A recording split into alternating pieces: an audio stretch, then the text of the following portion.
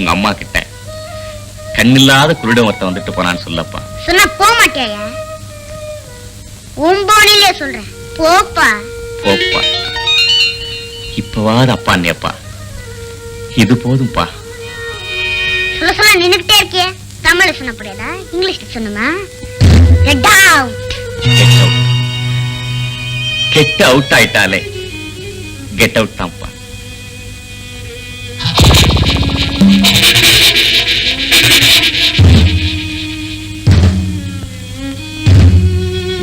டேய், நீ ட்ரம்முக்காரன்பா.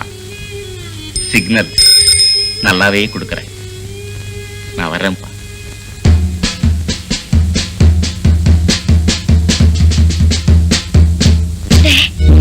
ஏண்டா அவரை விரட்டின?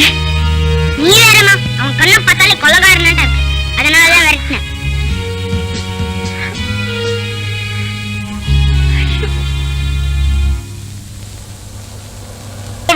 குறுக்க வந்து விடுகிறிய பயங்கரமா. நீ எல்லாம் ஏன்டா உயிரை வச்சுக்கிட்டு இருக்கியோ? பூமிக்கு பாரமா போயா. திட்டுங்கடா, நான் செவிடனாவும் ஆயிட்டேன். அடிச்சு போட்டா அழுவ ஆள் இல்ல, தூக்கி போடவும் நாதி இல்ல. கட்டின பொண்டாட்டி பெத்த புள்ள எல்லாம் இருந்தும் நடுத்தருவுல நிக்கிற அனாதை ஆயிட்டேன். சுடுகாடு ஒண்ணுதானே பாக்கி.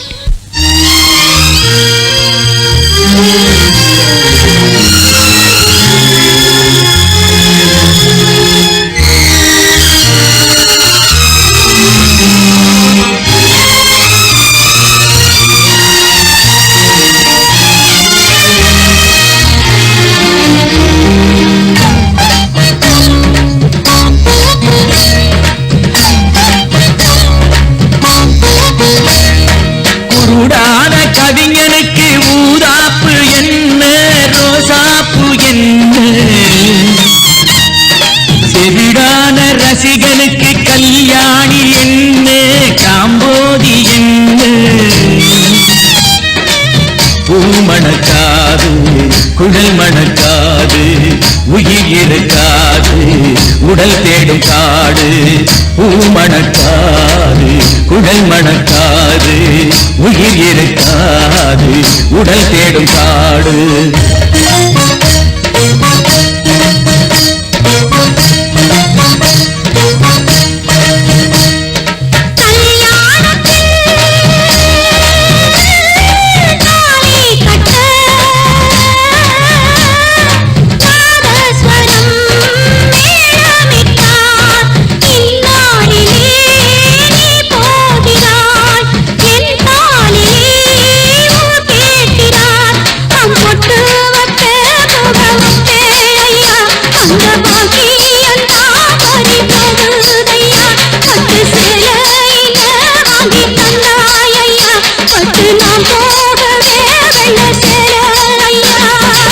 கட்டிலே உடல் இருப்பார், கட்டை சாய்ந்திடவே கதறிடுவார். காட்டினிலே வெட்டும் குழியில் களி மண்ணை விட்டால் யார் இருப்பார்? பச்சை இளம் மட்டையிலே மெத்தை ஒண்ணு போடையிலே, பச்சை இளம் மட்டையிலே மெத்தை ஒண்ணு போடையிலே, பச்சை கிளியோ விட்டு பிரிவான், விக்கி தவிப்பான். பந்தம் பாசம் எல்லாம் அன்றே விலகும். குருடான கவிஞனுக்கு ஊதாப்பு என்ன, ரோசாப்பு என்ன.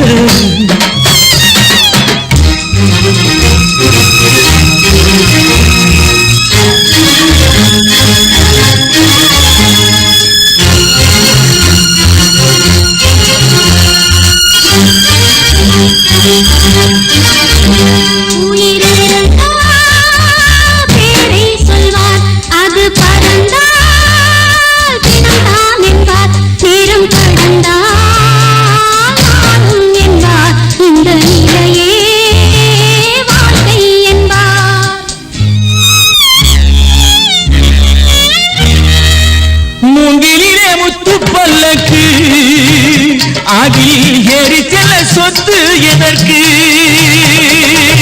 கொள்ளியிட்டால் தேகும் எலும் அது கொண்டு செல்ல என்ன இருக்கு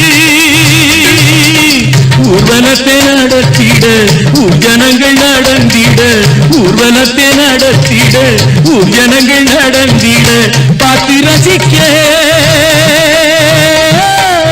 பாடையிலே அவன் இருக்க யார் யார் பின்னே வந்தார் என்றவனா அறிவார் குருடான கவிஞனுக்கு ஊதாப்பு என்ன ரோசாப்பு என்ன செவிடான ரசிகனுக்கு கல்யாணி என்ன காம்போதி என்ன மணக்காது குழல் மணக்காது உயிர் இருக்காது உடல் தேடும் காடு பூ மணக்காது குழல் மணக்காது உயிர் இருக்காது உடல் தேடும் காடு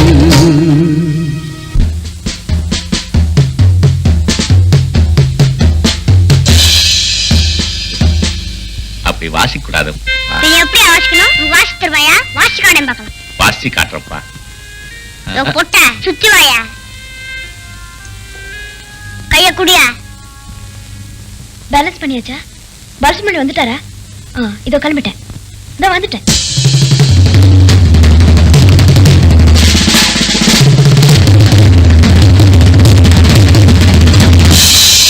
தூள் கிளம்பி நீங்க வதற. நீங்க தான் நம்ம குரு. ஆமா, அடிக்கடி எங்க அம்மா பக்கம் வரீங்களா? நீங்க யார் வதற? நானா? நான் ஒரு அனாதப்பா. அப்படின்னா சொல்லாதீங்க. நான் ஆமா, உங்களுக்கு தான் மகன் இருக்கானா? இருக்காம்பா. எப்படி இருப்பான்? எப்படி இருப்பானா? என்னால எப்படிப்பா பார்க்க முடியும்? நான் பார்த்ததே இல்லப்பா.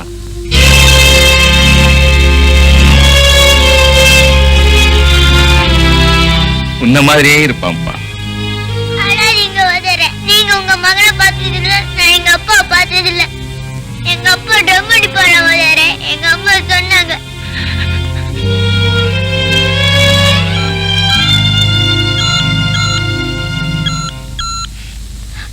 எஸ்,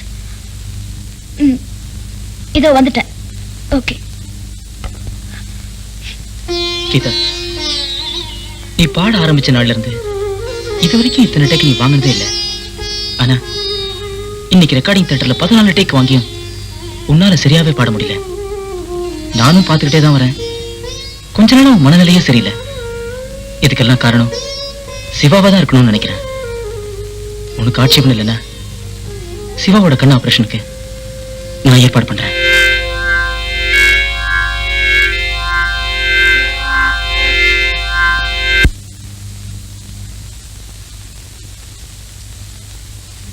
எங்க மெதுவா பாருங்க, ஸ்லோலி.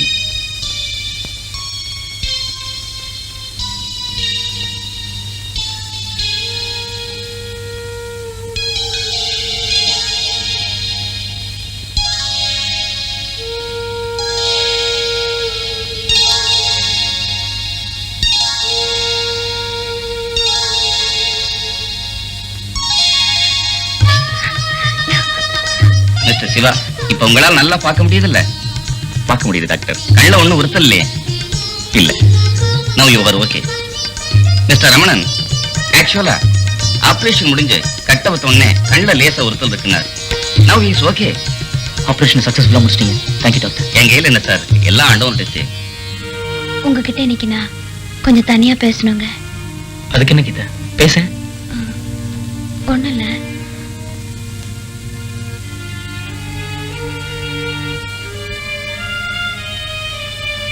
என் வாழ்க்கையை போலவே அவரோட பார்வையும் இருண்டிருந்தது.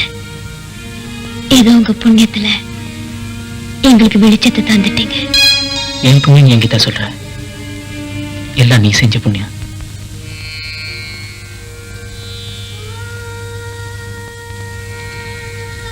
புருஷங்கிற மேடை சரியில்லாதனால இடையில வாழ்க்கைங்கிற கச்சேரிய நடத்தாம நிறுத்தி வச்சிருந்தேன். இப்போ திரும்பவும் மேடை கிடைச்சிருக்கு. அதனால இங்க இருந்து வேற ஊருக்கு போய் கச்சேரியை தொடங்கலான்னு நினைக்கிறேன். நீங்க என்ன நினைக்கிறீங்க?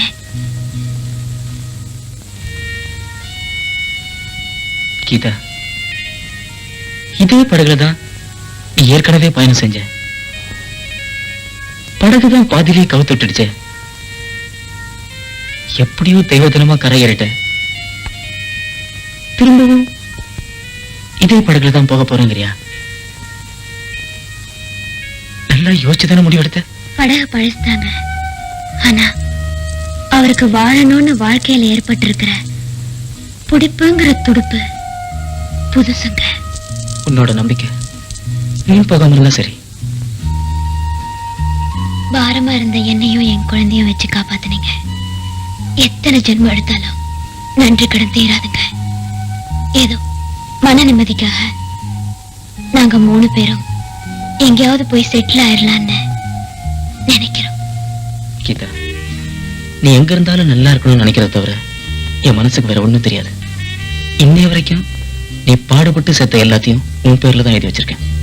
உன் நல்வாழ்வுக்காக ஆண்டவனை பிரார்த்தனை செய்யற அதே சமயத்துல உன்கிட்ட பிச்சை ஒண்ணு கேட்கலான்னு நினைக்கிறேன். நீங்க பிச்சை கேட்கிற அளவுக்கு என்கிட்ட என்னங்க இருக்கு? கேட்க கூடாத ஒண்ணு கேட்க போறேன். பேராசைப்படுறதா நினைக்காத கீதா. பிறவே ஆசை இல்லாதாலதான் நான் கேட்கிறேன். மனுஷன் செத்த பிறகு கொள்ளிய பத்த வைக்கணுங்கிறதுக்காக தான் பற்றையே வைக்கிறான். அந்த கொள்ளி வேணுங்கிற ஆசையால தான் உன்கிட்ட மதுவை தத்து கேட்கிறேன் கீதா. புது மாதிரியான பிச்சையை கேட்டிருக்கீங்க. உங்க பாத்திரம் கூட ரொம்ப வித்தியாசமான பாத்திரங்க. எந்த தாயும் தர முன் வர மாட்டாங்கிறத தெரிஞ்சுதான் நான் உங்கள்கிட்ட கேட்டிருக்கேன். தந்துதான் தீரணும்னு நான் வற்புறுத்த போறதில்ல. தரக்கூடாதான்னு தான் வரம் கேட்கிறேன். யோசிச்சு முடி சொல்லு.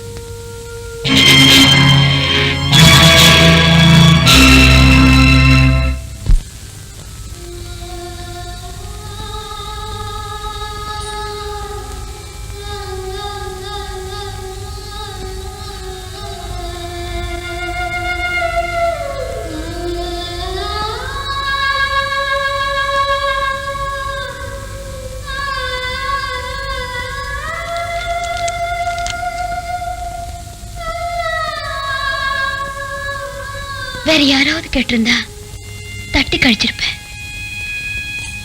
தட்டவும் முடியல, தரவும் முடியல.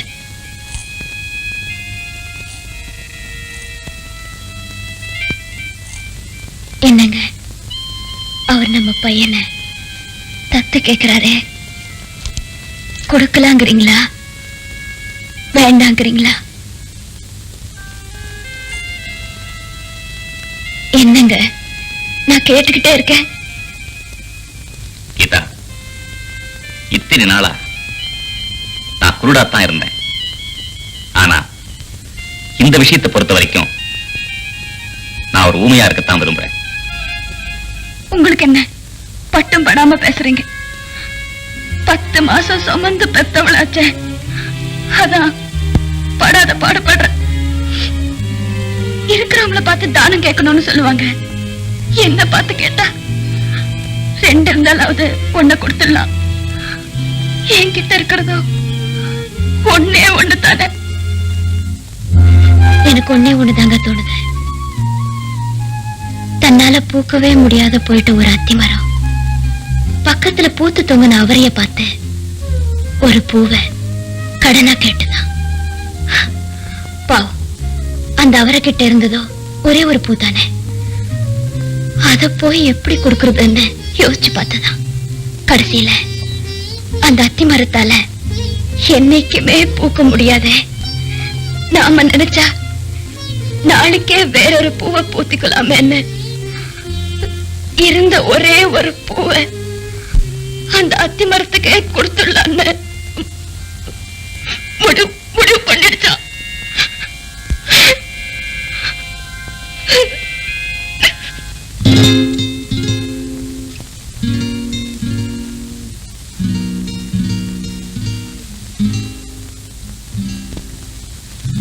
நாளைக்கு ஊருக்கு போறதுக்கு 2 டிக்கெட் எடுத்தா போதும். என்னைக்கு இதை சொன்ன?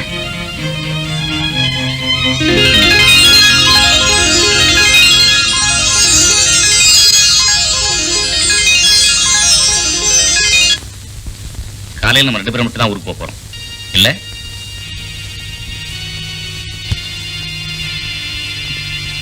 மொத்தம் நல்லா தூங்குறான் போல இருக்கு. Geetha, morning flight 2 ticket book பண்ணிருக்கேன். ஏர்லி மார்னிங் புறப்பட்டா தான் சரியா இருக்கும்னு நினைக்கிறேன். ஏர்லி மார்னிங் எந்திரிச்சு புறப்படுறப்ப முதல் எந்திரிச்சு கரெக்டா பண்ண போறான். வேணும்னா அவனை எறும் கூட்டிட்டு போட்டுமா?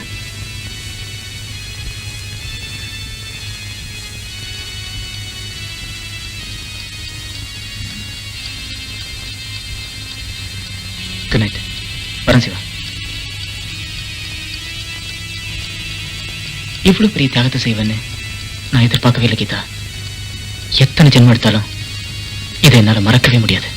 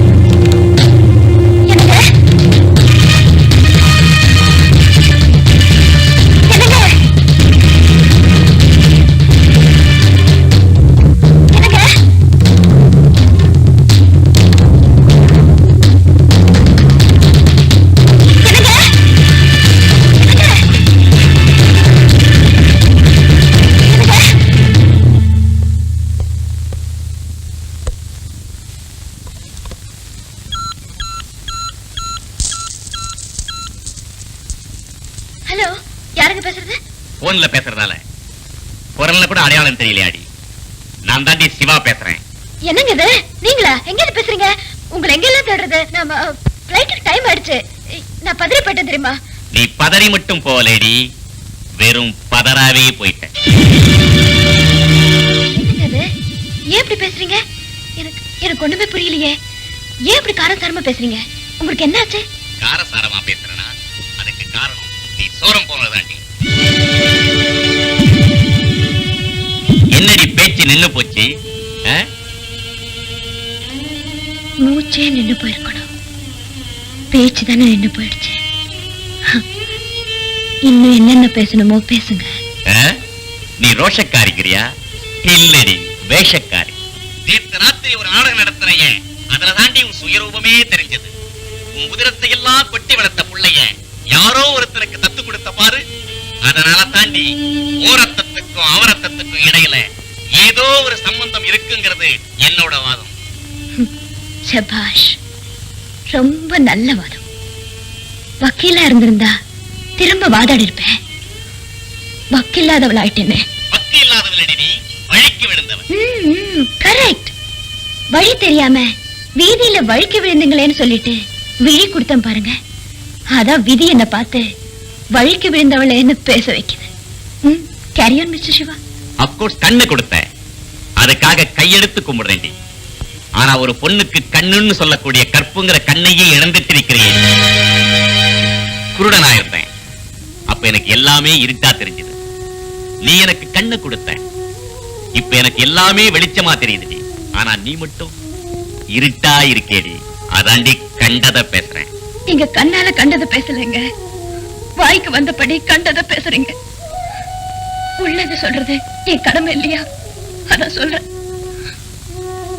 ஒரு வழியுமே இல்லாம நின்னுட்டு இருந்த எனக்கும் என் குழந்தைக்கும் ஒரு வாழ்க்கை அமைச்சு கொடுத்தாரு. அந்த நன்றி கடனுக்காக தான் என் பிள்ளைய அவர் கொடுக்கறேன்னு சொன்னே தவிர நடத்து கெட்டதுக்காக இல்ல. வாழ்க்கை அமைச்சு கொடுத்தாங்கறியா? எந்த அடிப்படையில? புனிதமே தவறாத ஒரு புத்தங்கிற முறையிலையா, இல்ல மத்தவங்களுக்காகவே வாழ்ற மகாத்மாங்கிற முறையிலையா? சொல்லடி. சந்தனக்கட்டைய கல்லோட உரசி இழைச்சா தாண்டி வாசமே மணக்குமா? அத மாதிரி நீ அவனோட இழையாமலா உனக்கு ஒரு வாழ்க்கை மலர்ந்துச்சு. கையாளாகாதவன் பொண்டாட்டி கண்டவனுக்கெல்லாம் அப்பாட்டின்னு பழமொழியில சொல்லுவாங்க. நீ காணாம போனவன் பொண்டாட்டி, அட்லீஸ்ட் ஒருத்தனுக்காவது இல்லாமலா இருந்திருப்ப. ஐயா மெட்டு போட்டாரு, நீ பாட்டு பாடின. பாட்டை மட்டும் தான் பாடுங்கிறியா? பெட்டு போடல. என் உத்தமிய பத்தினிய பத்திரிக்கெல்லாம் படிச்சேண்டி. என்னங்கிறியா? கிசு கிசு.